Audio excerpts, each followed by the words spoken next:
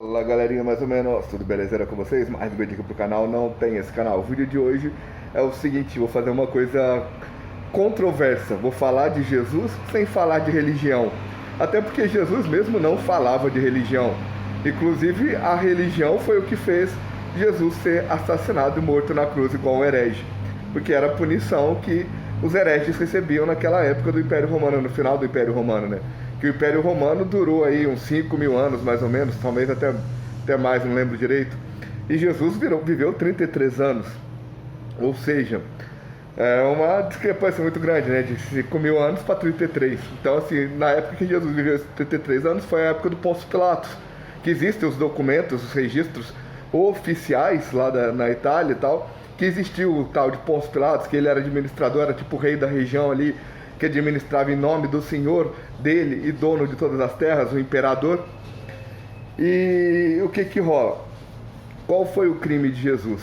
Jesus foi acusado pelos homens de Deus, pelos religiosos da época, como herege, porque o que ele falava ia contra as religiões, o que as religiões ensinavam. Aliás, o que a única religião naquela época, né, que naquela época lá, o que aconteceu? Só tinha uma religião. No começo do Império Romano, os romanos eram livres, eles podiam adorar quantos deuses quisessem, eles tinham os deuses da religião egípcia, grega, e tanto de outros lugares. Eles oravam Deus do sol, Deus do vinho, Deus da colheita, Deus do sexo, Deus do amor, etc. Eles podiam orar para quantos deuses eles quisessem, eles eram livres. Até que um certo momento chegou, como está escrito na Bíblia, um anticristo chegou e falou: ninguém mais vai orar para Deus, só tem um único Deus, só pode orar para um único Deus. Acabou essa putaria de orar para vários deuses aí. No todo, quem não orar para um único Deus, que é esse aqui e tal, é o Deus pagão. Pronto, acabou. A partir daí todo mundo era pagão se não orasse para aquele único Deus, que era o único Deus reconhecido pelo Império. Daí que o Império era uma única linguagem, uma única moeda, um único imperador, e o único Deus passou a ser uma única religião em um determinado momento do Império. E aí, nesse momento, foi quando Jesus existiu.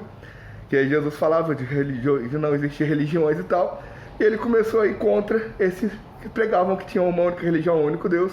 Jesus pregava uma coisa diferente, e aí foi acusado de heresia. Tanto que quando Pilatos falou para o povo: vocês querem soltar o herege ou querem soltar o assassino? Eles soltaram o assassino por quê? Porque heresia era um crime pior que assassinato. Que assassinato é uma coisa pessoal, heresia é uma coisa contra todos aqueles que são filhos de Deus e contra aquele Deus. E merece ser punida e tal, porque existe entre o povo e Deus, entre os humanos e Deus, existem ali os homens de Deus que intermediam essa relação e que sabem tudo o que precisa fazer para Deus poder te salvar, para você poder aceitar Deus como seu salvador, para você estar do lado de Deus. E tudo que você tem que fazer, não pode fazer, porque se você fizer, vai estar pro lado errado, vai estar do lado do inimigo de Deus, do anticristo, do capeta, etc, tudo mais. Mas toda essa história, todo esse lance da história de Jesus, o que acontece? Fico aqui pensando o quanto a pessoa valoriza a vida, quanto a pessoa dá amor à própria vida. E naquela época, como era esse tipo de amor próprio, esse tipo de valorizar a própria vida, e hoje em dia como era. Porque naquela época, e hoje em dia como era, não, hoje em dia como é. E naquela época, muito tempo atrás, como que era, né? Porque Jesus, por exemplo, sabia que ia ser preso, sabia que estava sendo acusado de heresia pelos homens de Deus e tal. Tem a terceira epístola de João na Bíblia que mostra que Jesus sabia disso, porque é uma carta que um apóstolo enviou para o outro, falando que eles não eram recebidos pelos homens da igreja para discutirem as mudanças dogmáticas, etc e tal. E ele sabia que cedo ou tarde ia ser preso. E depois de preso, ele sabia que cedo ou tarde ia acabar na cruz como herege.